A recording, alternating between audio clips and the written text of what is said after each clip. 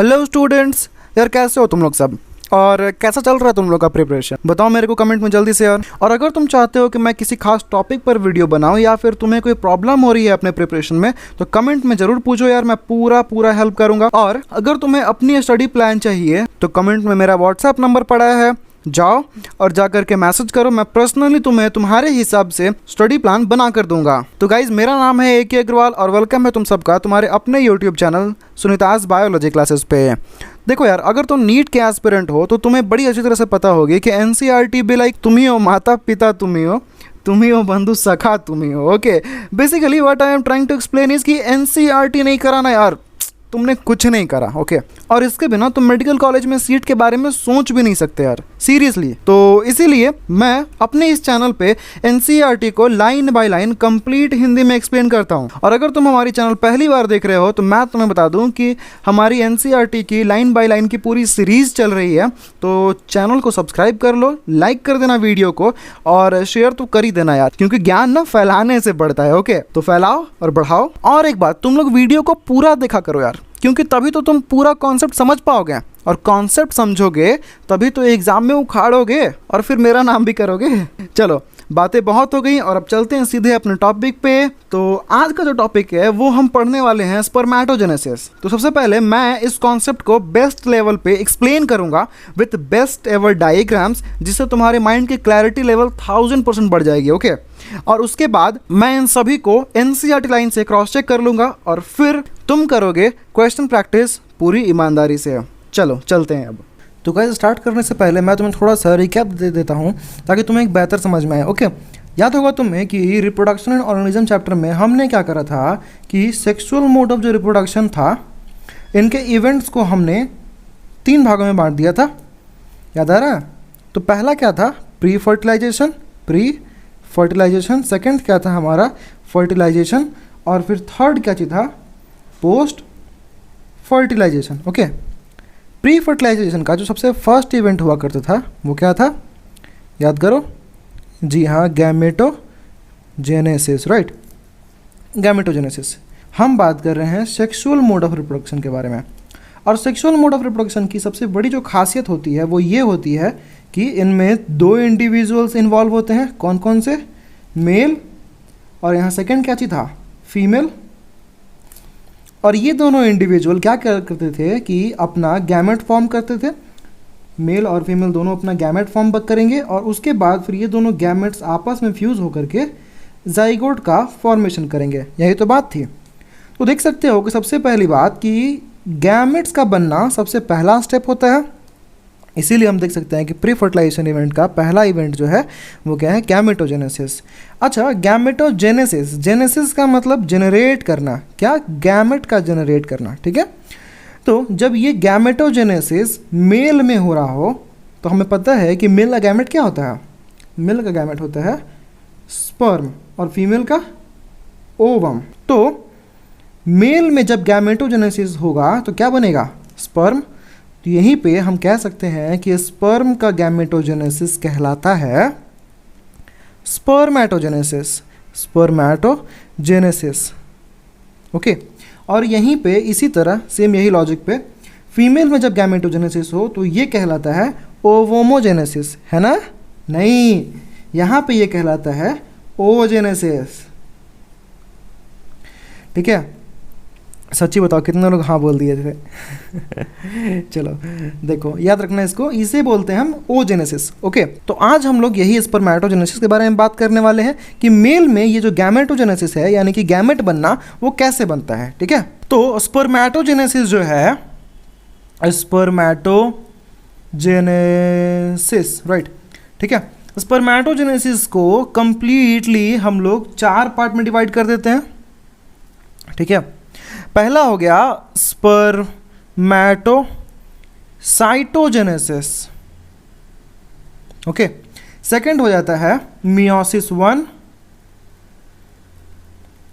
और फिर हो गया मियोसिस 2, और फिर लास्ट आता है हमारा स्पर्मियोजेनेसिस। अच्छा, तुम्हें पता है क्या स्पर्मेटोजेनेसिस कंप्लीटली स्पर्मेटोगोनिया से लेकर के स्पर्म तक के बनने में 74 डेज लग जाते हैं। और तुम्हें कितना देर लगता है इसे वेस्ट करने में? Sorry, out of the topic question है, ठीक है। इसके जवाब देने की कोई ज़रूरत नहीं है, ओके। तो अब हम क्या करेंगे कि पूरे के पूरे स्पर्मेटोजेनेसिस में ये सभी के सभी स्टेप्स को देखेंगे, इन्हें मार्क करेंगे और इनको समझेंगे। अच्छा, ये जो स्पर्म बनते थे वो कहाँ बनते थे? टेस्टिस में, अगर ओवरऑल कहा जाए तो, ठीक है। और ये टेस्टिस जो था, अगर आपको थोड़ा सा इनका स्ट्रक्चर याद अगर होगा तो पता होगा कि इनके पास ऐसे लॉब्यूल्स लाइक स्ट्रक्चर हुआ करते थे। ओके, याद आ रहा है? याद करो यार, याद करो, इंपॉर्टेंट है, एग्जाम नज़दीक है ना। और इन लॉब्यूल्स के अंदर ऐसे ऐसे ऐसे ऐसे ट्यूब्यूल्स पड़े हुए होते थे, ठीक है, जिन्हें हम बोलते थे क्या? सेमनिफेरस ट्यूब्यूल्स। और मैंने बता रखा था मेल रिप्रोडक्टिव वाले वीडियो में कि ये जो सेमनिफेरस ट्यूब्यूल्स हैं ये एक्चुअली में ट्यूब लाइक स्ट्रक्चर होते हैं, ठीक है। ये देखो ऐसे, और ये ऐसे ट्यूब लाइक स्ट्रक्चर होते हैं, ठीक है। और इनके जो वॉल हुआ करते थे, ये वाले पोर्शन देखो, ये वाले पोर्शन, मैं थोड़ा कलर करने की कोशिश कर रहा हूँ, ठीक है। तो ये वाला जो पोर्शन था वॉल इनका, यहाँ पे बनता था स्पर्म्स, और ये इनका जो ल्यूमेन वाला एरिया है, ये ल्यूमेन वाला एरिया, इनमें वो स्विम करके बाहर निकल जाया करते थे। तो अब इन्हीं चीज़ों को कि कैसे यहाँ पे इनके वॉल्स में स्पर्म बनते थे वही हमें आज देखना है। तो चलो सबसे पहले हम इनका एक सेक्शन ले लेते हैं, ओके, यहाँ से यहाँ, ठीक है।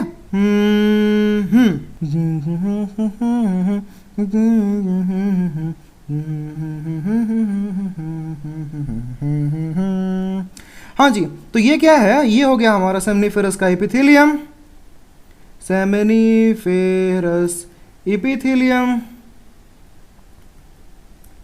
तो यहाँ पे इनके एपिथेलियम वाले पोर्शन में सेल्स मौजूद होते हैं, जैसे कि प्राइमोर्डियल जर्म सेल। ओके, चलो इन बातों को हम थोड़ा स्पेस लेके नीचे करेंगे। हाँ जी, तो क्या होता है कि जो प्राइमोर्डियल जर्म सेल थे, मैं पूरा लिखता हूँ, ओके, प्राइमोर्डियल जर्म सेल्स जो थे वो क्या है कि माइटोटिक डिवीज़न करते हैं। कौन सा? माइटोटिक डिवीज़न करेंगे और फिर क्या बनाएंगे? Stem cell, okay. और फिर ये स्टेम सेल दोबारा से माइटोटिक डिवीज़न करेंगे। और ये सब हो कहाँ रहा है? ये सभी हो रहे हैं सेमनीफेरस एपिथेलियम में, okay, outer wall of seminiferous tubule कह सकते हो, ठीक है। और फिर ये स्टेम सेल जो माइटोटिक डिवीज़न करेंगे ये बना देंगे स्पर्मेटोगोनिया। अच्छा, कुछ ज़रूरी नहीं है कि यहाँ पे जो स्पर्मेटोगोनिया बना ये सभी के सभी जाकर के स्पर्म बना देंगे, नहीं, ऐसा बिल्कुल नहीं है। यहाँ पे जो स्पर्मेटोगोनिया है उनमें से कुछ स्पर्मेटोगोनिया डेवलप होते हैं, अपना साइज इंक्रीज करेंगे, अपने अंदर ऑर्गेनली डेवलप करेंगे और नॉरिशमेंट लेंगे, और फिर ये जाकर के प्राइमरी स्पर्मेटोसाइट बन जाते हैं। और फिर वो प्राइमरी स्पर्मेटोसाइट तय है, ये पक्का तय है कि फिर वो प्राइमरी स्पर्मेटोसाइट जाकर के स्पर्म फॉर्म करेगा, ठीक है।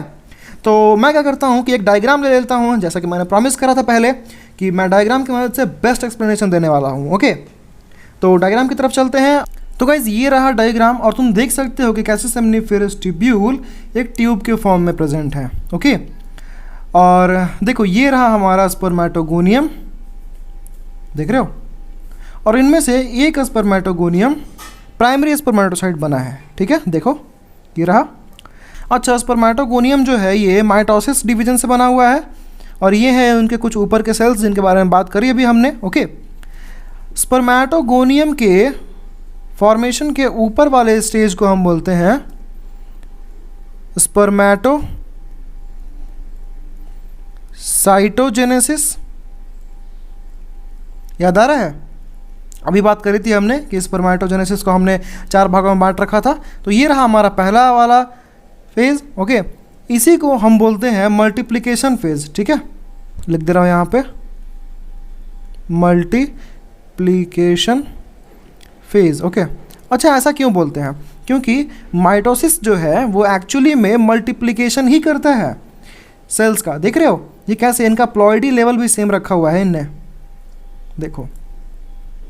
तो क्या है कि अब यहाँ पे जब स्पर्मेटोगोनिया बन गया तो मैंने बताया था अभी कि ज़रूरी नहीं है कि हर स्पर्मेटोगोनिया जो कि फॉर्म हुआ है वो जा करके अल्टीमेटली स्पर्म बनेगा ही नहीं। इनमें से कुछ स्पर्मेटोगोनियम साइज में ग्रो कर जाते हैं और उसके बाद नॉरिशमेंट लेते हैं, अपने अंदर ऑर्गेनेली को डेवलप करते हैं और फिर अल्टीमेटली बनते हैं क्या, प्राइमरी स्पर्मेटोसाइट। ओके, और ये तय है कि जो प्राइमरी स्पर्मेटोसाइट बन गया वो अल्टीमेटली जाकर के स्पर्मेटोजोआ बनाएगा।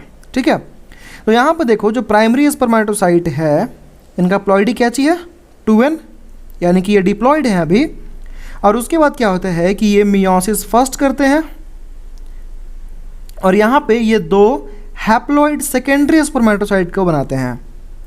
अच्छा, मैं बता दूं कि ये जो पहला वाला जो मियोसिस है इन्हें करने में 24 डेज लग जाते हैं। ओके, ये फर्स्ट मियोसिस 24 डेज लगाता है। ओके, और फिर जब यहाँ पे सेकेंडरी स्पर्मेटोसाइट बनते हैं तो मियोसिस 2 कुछ ही घंटों में हो जाता है। बड़ी अजीब बात है बट क्या करें, मानना पड़ेगा। तो यहाँ पे मियोसिस 2 होने के बाद हमें मिलते हैं 4 spermatids. Okay, round in structure.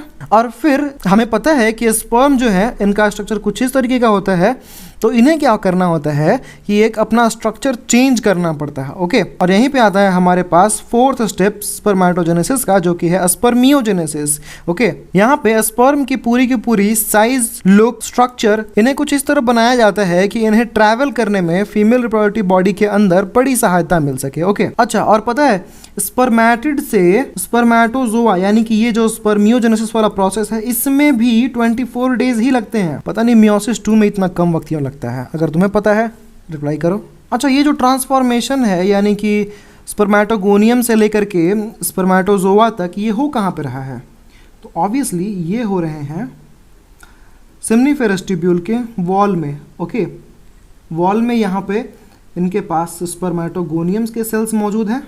Okay, और फिर क्या करते हैं कि ये डिवीज़न करते करते यहाँ पे प्राइमरी स्पर्मेटोसाइट बनाएंगे और फिर यहाँ पे फिर धीरे धीरे सेकेंडरी स्पर्मेटोसाइट के सेल्स बनेंगे। ओके, और फिर ये अल्टीमेटली स्पर्मेटिड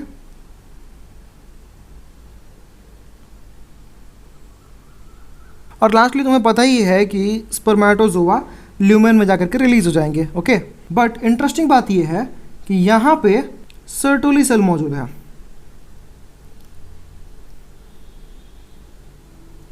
जो कि मैं सीरियसली बता रहा हूँ बहुत इंपॉर्टेंट सेल है यार, सीरियसली। तुम जब आगे जाओगे अपने कॉलेज में तब तुम्हें पढ़ने को मिलेगा, इनके बहुत सारे फंक्शंस हैं। बट अभी हमें इतना ही जानना है कि जो स्पर्म यहाँ बन जाते हैं, ओके, जो स्पर्म यहाँ बन जाते हैं वो क्या करते हैं कि अपना हेड को सर्टोली सेल के अंदर ऐसे घुसा के रखते हैं और इनसे न्यूट्रिशन लेते रहते हैं। देख लो यहाँ पे जो स्पर्म फॉर्म हुए वो ऐसे ऐसे अपने सिर को इसके अंदर रखते हैं और न्यूट्रिशन गेन करते रहते हैं और उसके बाद ये ल्यूमन में रिलीज हो जाते हैं और फिर सेमनीफेरस के ट्यूब्यूल्स जो हैं वो ट्यूबुलर रेक्टी के थ्रू रेडियोटेस्टिस में इसे ट्रांसफर कर देते हैं और फिर डक्ट सिस्टम हमारा इसे बाहर निकाल देता है। तो मैं आपके सामने यहाँ पे 3 वर्ड्स रखने वाला हूँ जो कि बहुत ही कंफ्यूजिंग है। ओके, सबसे पहला स्पर्मेटोजेनेसिस, दूसरा स्पर्मियोजेनेसिस। ये इतना कंफ्यूजिंग है यार कि इस पे नीट ने क्वेश्चन दे रखा है 2018 में। ओके, आप लोग जब प्रीवियस क्वेश्चन करोगे तो चेक कर लेना इसमें को। और लास्टली हो गया स्पर्मिएशन। तो इन दोनों के बारे में तो आप जानते ही होंगे कि स्पर्मेटोजेनेसिस हो गया क्या, स्पर्मेटोगोनियम सेल से स्पर्म का बनने के प्रोसेस को। ठीक है, स्पर्मियोजेनेसिस क्या, स्पर्मेटिड से स्पर्म में ट्रांसफॉर्म होना, इनका मॉर्फोलॉजी का चेंज होना। और ये स्पर्मिएशन क्या है, जब स्पर्म फॉर्म होने के बाद सर्टोली सेल में अपना हेड डिप करके न्यूट्रिशन गेन कर रहे होते हैं और उसके बाद फिर रिलीज हो जाते हैं, तो इसे हम बोलते हैं स्पर्मिएशन। ओके, तो इन वर्ड्स में आपको कंफ्यूज बिल्कुल भी नहीं होना है। ठीक है, अब मैं स्पर्मियोजेनेसिस को थोड़ा सा डिटेल में बताना चाहूंगा और इसके लिए मेरे पास एक बहुत बेहतरीन डायग्राम है। सीरियसली यार देखो यार, ये है तुम्हारा स्पर्मेटिड। ठीक है, देख सकते हो इनके पास ऑर्गेनेलीज होती हैं, माइटोकॉन्ड्रिया, गोल्गी एपेटस, सेंट्रियोल और न्यूक्लियस। ये तो आम बात है। ओके, न्यूक्लियस तो होना ही है यार। ठीक है, तो देखो होता क्या है कि स्पर्मेटिड को ही हम अपना स्पर्म क्यों नहीं बनाते, इनमें बहुत सारा दिक्कत है सीरियसली यार। पहली बात, ये बहुत हैवी होते हैं, इतना ज़रूरत नहीं होता। अगर तुम अपने घर से ट्रैवल के लिए निकल रहे होते हो तो तुम थोड़ी पूरा सामान लेके चले जाते हो अपना घर का, सिर्फ वही लेके जाते हो ना जिनके बिना तुम्हारा काम नहीं चल सकता। तो देखो यहाँ पे क्या होता है कि धीरे धीरे ये जो गोल्गी apparatus है ये बहुत इंपॉर्टेंट चीज़ बनाता है। क्या? एक्रोसोम का वेसिकल। ठीक है, देख रहे हो ये कैसे गोल्गी apparatus जो है वो एक्रोसोम बना देता है।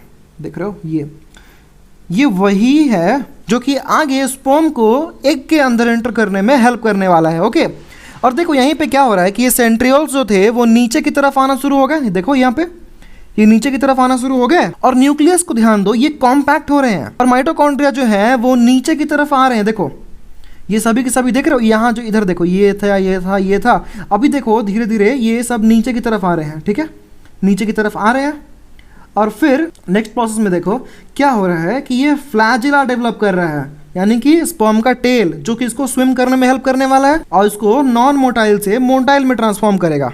ठीक है, देखो अब एक्रोसोम बन गया, न्यूक्लियस कॉम्पैक्ट हो चुका है, और न्यूक्लियस को देखो कैसे कवर करा हुआ है एक्रोसोम ने। ठीक है, अब माइटोकॉन्ड्रिया फिर नीचे की ओर आ रहे हैं। अब यहाँ पे देखो जो गोल्गी apparatus का जो थोड़ा सा बचा हुआ पोर्शन था वो सब खत्म हो चुका है। अब हेड पोर्शन कंप्लीटली क्लीन है, और उसके बाद सेंट्रियोल नीचे आ गए, और जो इतने भी माइटोकॉन्ड्रिया थे वो मिडिल पीस बन करके वो कैसे अरेंज हो चुके हैं, देख रहे हो।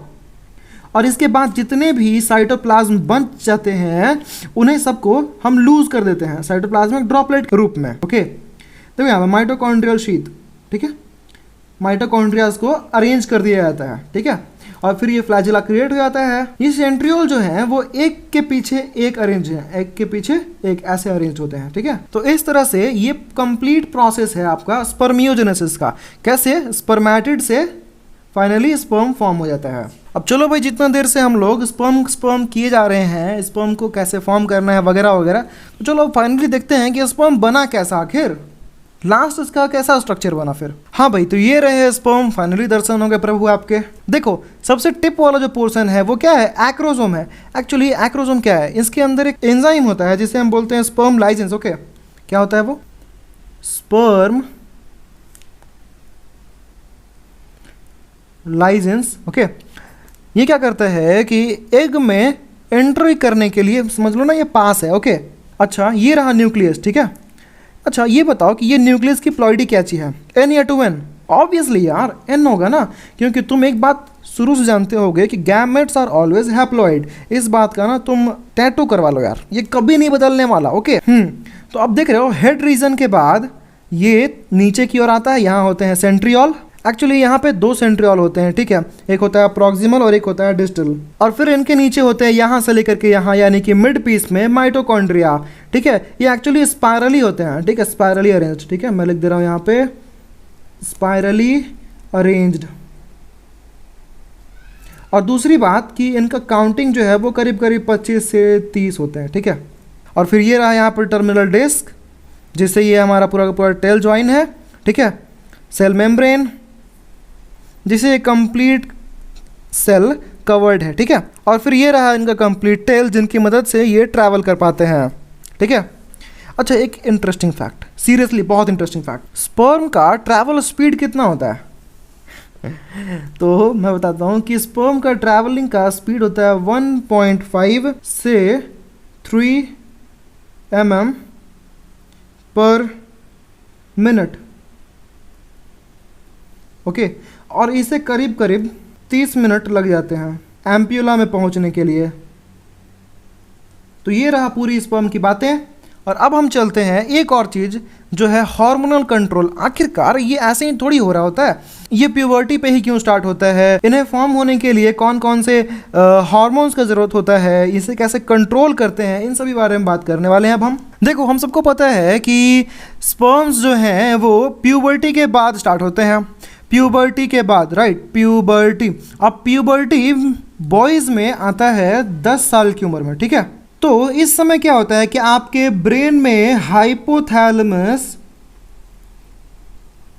रीजन से रिलीज होते हैं GnRH हार्मोन, जिन्हें हम बोलते हैं gonadotropin releasing hormone. Releasing hormone, ठीक है। उफ, कितना लंबा नाम है नहीं। तो ये जो GnRH है यानी कि गोनाडोट्रोपिन रिलीजिंग हार्मोन, ये क्या है? ये गोनाडोट्रोपिन रिलीज करवाने वाली हार्मोन है, ठीक है। तो ये क्या करेंगे, नाम से ही पता चल रहा है यार, ये गोनाडोट्रोपिन को रिलीज करवाएंगी, ठीक है। तो ये जा करके फिर एक्ट करती हैं पिट्यूटरी ग्लैंड, हाँ एंटीरियर पिट्यूटरी पे। पिट्यूटरी के भी दो पार्ट्स है ना, एंटीरियर और पोस्टीरियर। तो यहाँ पे ये जा करके लगती है एंटीरियर पिट्यूटरी पे, और फिर यहाँ पे एंटीरियर पिट्यूटरी जो है, इनका बात मानते हुए दो गोनाडोट्रोपिन हार्मोन्स को रिलीज कर देंगी। कौन कौन से? FSH और LH। अब भाई साहब इनका भी नाम है, सिंपल सी बातें हैं। इनका है follicle stimulating hormone, luteinizing hormone, luteinising hormone. और ये जो ल्यूटिनाइजिंग हार्मोन है, ये जाकर के लगते हैं, आई मीन एक्ट करेंगे किस पे? ये जाके करेंगे लिडिक सेल पे, और यहीं पे ये लिडिक सेल जो है फिर सिक्रेट करेंगे एंड्रोजन यानी कि टेस्टोस्टेरॉन, टेस्टोस्टेरॉन, ठीक है, जो कि एंड्रोजन है।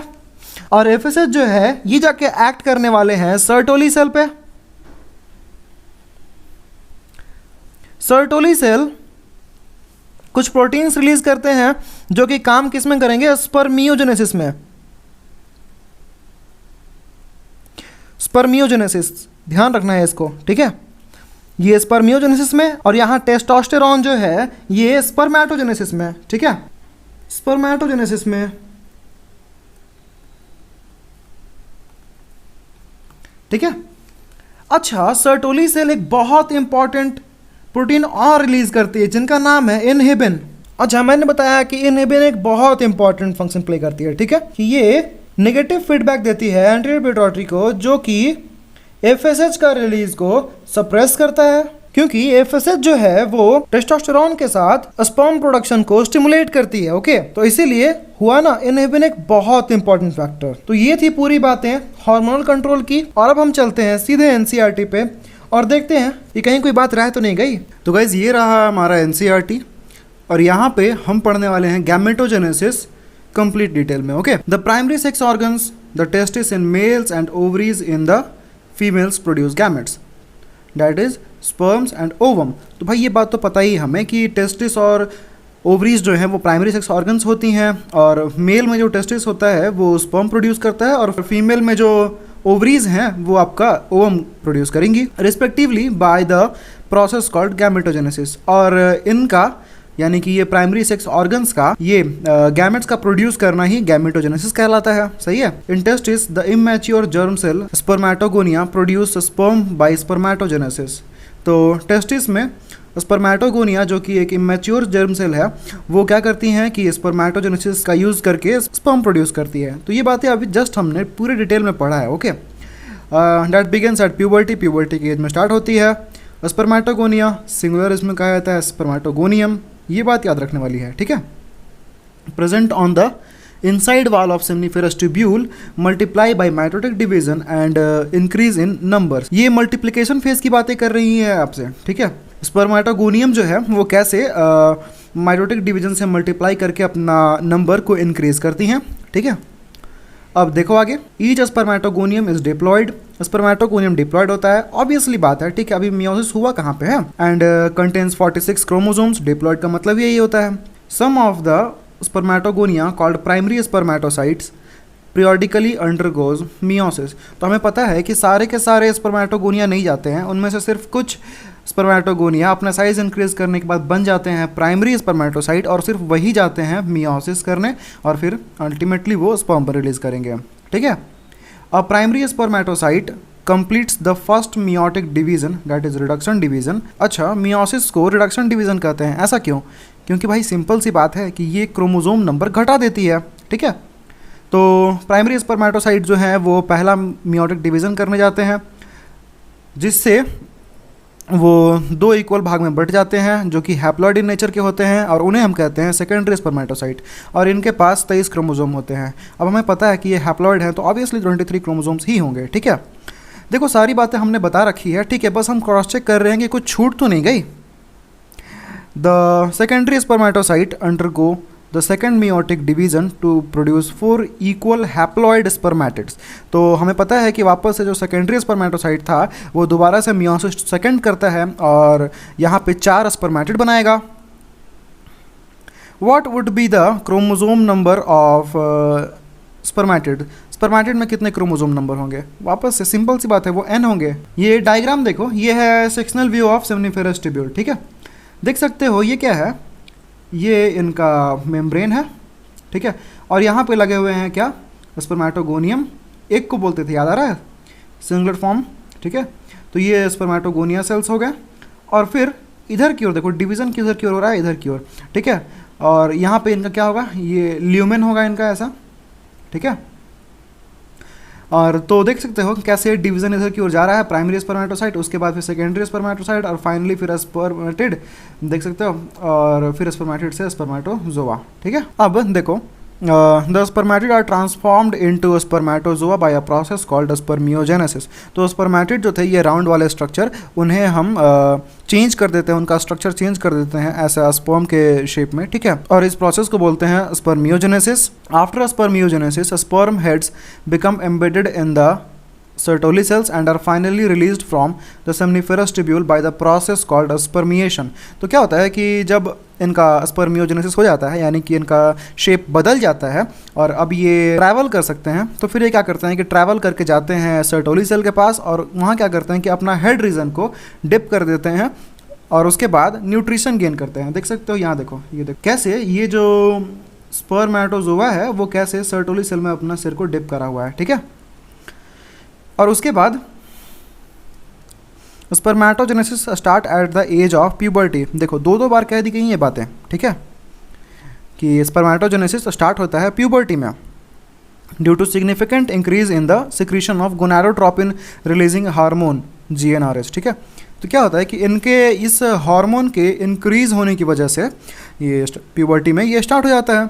और ये इंक्रीज होता कैसे है, तो दिस इफ़ यू रिकॉल, अगर तुम्हें याद आ रहा होगा तो ये एक हाइपोथैलेमिक हार्मोन है। और सीरियसली अगर तुमने 11th क्लास अच्छे से पढ़ा है तो तुम्हें ये बात बड़ी अच्छी तरह से पता होगा। The increased levels of GnRH then acts at anterior pituitary gland and stimulates the secretion of 2 gonadotropins. देखो अभी मैंने बताया कि इसके नाम से तुम्हें घबराना नहीं है, बस सिंपली समझ लो। ठीक है, गोनाडोट्रोपिन रिलीजिंग हार्मोन, यानी कि गोनाडोट्रोपिन को रिलीज कराने वाली हार्मोन। ठीक है, तो अब जो गोनाडोट्रोपिन को रिलीज कराने वाली हार्मोन है वो जाती है एंटीरियर पिट्यूटरी के पास, और उसके बाद वो 2 गोनाडोट्रोपिन्स रिलीज करवाएगी। कौन कौन से? ल्यूटिनाइजिंग हार्मोन और फॉलिकल स्टिमुलेटिंग हार्मोन। ठीक है, अब क्या है कि LH acts at Leydig cell, यानी कि ल्यूटिनाइजिंग हार्मोन जो है वो लिडिक सेल पे जाकर के एक्ट करती है और स्टिमुलेट करती है synthesis and secretion of androgens. ठीक है, तो एंड्रोजन कौन था हमारा, याद करो, टेस्टोस्टेरॉन। जी हाँ, androgens in turn stimulate the process of spermatogenesis. ठीक है, टेस्टोस्टेरॉन जो है उनका फंक्शन यही होता है कि वो स्पर्मेटोजेनेसिस में हेल्प करें। FSH act on Sertoli cell and stimulates, चलो आगे देखते हैं, secretion of some factors which help in the process of spermiogenesis. ठीक है, तो सर्टोली सेल जो है वो कुछ अदर फैक्टर्स भी रिलीज करते हैं जो कि स्पर्मियोजेनेसिस में काम करेंगे। और हमें पता है, मैंने तुम्हें बता रखा है कि ये इनहिबिन भी सिक्रीट करते हैं और उनका फंक्शन नहीं बता रखा है मैंने। Let us examine the structure of sperm. अब स्पर्म के स्ट्रक्चर को देखते हैं। ये देखो, ये रहा। It is a microscopic structure. आप इन्हें नेकेड आई से नहीं देख सकते हैं, इसके लिए आपको माइक्रोस्कोप की ज़रूरत बिल्कुल पड़ेगी। ठीक है, it is composed of head, देख सकते हो ये हेड रीजन, नेक देखो, मिडिल पीस देख लो, और टेल। ठीक है, देख ही रहे होगे। Plasma membrane envelops the whole body of sperm. ठीक है, तो प्लाज्मा मेम्ब्रेन पता होगा तुम्हें, आउटर कवरिंग। ठीक है, ये पूरे के पूरे स्पर्म के सेल को कवर करती है ऊपर से। The sperm head contains an elongated haploid nucleus. ठीक है, तो स्पर्म के हेड के पास एक लंबा सा हैप्लॉइड न्यूक्लियस होता है, देख रहे हो, ये देखो, अच्छा, स्पर्म का ट्रांसफ़र कर रहे हैं मतलब क्या न्यूक्लियस का ट्रांसफ़र कर रहे हैं, आई मीन क्रोमोसोम का, ठीक है। The anterior portion of which is covered by a cap like structure acrosome, ठीक है। तो ये देखो कैप लाइक स्ट्रक्चर जो इसके ऊपर ढका हुआ है, ठीक है, ये एक्रोसोम है, ठीक है। हमने पढ़ा है कि ये किससे बनता है, गोल्गी बॉडी से, ठीक है। The acrosome is filled with enzymes, इसमें एंजाइम्स होते हैं। कौन से एंजाइम? स्पर्म लाइसिन्स, जो कि ओवम के मेम्ब्रेन्स को डिसॉल्व करेगी, ओके। तभी तो ये टिप पे पड़ा हुआ है। That help in fertilization of the ovum, लिखा हुआ भी है यहाँ पे। The middle piece possesses numerous mitochondria, middle piece के पास न्यूमरस माइटोकॉन्ड्रियाज होते हैं। अच्छा, जो पुराना वाला डायग्राम मैंने दिखाया था उसमें माइटोकॉन्ड्रिया ना सीधे सीधे रखे हुए थे, देखो यहाँ पे स्पाइरल दिया हुआ है, ठीक है, स्पाइरली है, ठीक है। और मैंने काउंटिंग बताई थी कि यहाँ पे करीब करीब 25 से 30 माइटोकॉन्ड्रियाज प्रेजेंट होते हैं, ठीक है। which produce energy for the movement of till that facilitate a sperm motility essential for fertilization। यहाँ जो माइटोकॉन्ड्रिया है एनर्जी सोर्स फॉर स्विमिंग, ठीक है। हमें पता है कि माइटोकॉन्ड्रिया क्या है, पावर हाउस, हम बचपन से पढ़ते आ रहे हैं इस बातों को, ठीक है। तो ये क्या करेगा कि यहाँ माइटोकॉन्ड्रिया जो है एनर्जी प्रोड्यूस करके हेल्प करेगा स्विमिंग में, तभी तो ये फिर ट्रांसपोर्ट हो पाएंगे। ह्यूमन मेल इजैकुलेट्स अबाउट 200 से 300 million sperm during a coitus of which for normal fertility at least 60% sperms must have normal shape and size at least 40% of them must show vigorous motility. देखो ये बड़ी ही अच्छी बात की हुई है यहाँ पे कि ह्यूमन मेल जो है वो एक बार में 200 से 300 मिलियन स्पर्म प्रोड्यूस करता है कोइटस के टाइम पे, यानी कि स्पर्म का रिलीज के टाइम पे, ठीक है। और अगर एक मेल को फर्टाइल होना है, ठीक है, तो उसमें क्या होता है कि इस 200 से 300 मिलियन स्पर्म का कम से कम 60% स्पर्म जो है उनका नॉर्मल शेप होना चाहिए, ठीक है। इस 60% में से 40% स्पर्म ऐसे होने ही चाहिए जो कि बहुत तेजी से मूव कर रहे हो, ठीक है। Sperm release from seminiferous tubule are transported by accessory ducts. तो स्पर्म जो कि सेमनिफेरस ट्यूब्यूल से रिलीज होते हैं वो ट्रांसपोर्ट किए जाते हैं एक्सेसरी डक्ट्स की मदद से। हमने पहली वाली वीडियो में ये बहुत अच्छी तरह से देख लिया है। और यहीं पर मैं आपको बताता हूँ कि अगर आपने मेरी पहली वीडियोज़ नहीं देखी है जिनमें मैंने एनसीईआरटी को लाइन बाय लाइन और डिटेल में पढ़ाया हुआ है, ठीक है, तो लिंक डिस्क्रिप्शन बॉक्स में दिया हुआ है, जाओ और जाकर के देखो यार उस वीडियो को। Secretions of epididymis, vas deferens, seminal vesicle and prostate are essential for maturation and motility of sperms. देखो यहाँ पे क्या दिया हुआ है कि epididymis, vas deferens, seminal vesicle और प्रोस्टेट, ये सभी का सिक्रीशन जो है वो बहुत ज़रूरी होता है आपका स्पर्म का मोटिलिटी के लिए और मैचुरेशन के लिए। और एपिडिडाइमिस को हम जानते हैं वो site for maturation of sperm, okay. The seminal plasma along with sperm constitute semen. तो सेमिनल प्लाज्मा और स्पर्म मिल करके बनाते हैं सीमेन, ठीक है। सेमिनल प्लाज्मा और स्पर्म जो है ये दोनों मिल करके जो सीमेन बनाते हैं, यही वो लिक्विड है जो कि स्पर्म को मीडियम देती है ट्रैवल करने के लिए, okay. The functions of male sex accessory ducts and glands are maintained by testicular hormone androgens, ठीक है। तो डक्ट्स का और ग्लैंड्स का जो भी फंक्शन है, ठीक है, वो मेंटेन किया जाता है एंड्रोजन की मदद से, ठीक है। तो अगर तुम्हें ये वीडियो पसंद आया तो लाइक, सब्सक्राइब और शेयर करना मत भूलना यार। और थैंक यू सो मच कि तुमने वीडियो को पूरा देखा यार, सीरियसली थैंक यू। और तुम्हें अगर ये मेरा थैंक यू मिला तो एक बार कमेंट में वेलकम लिखना मत भूलना यार।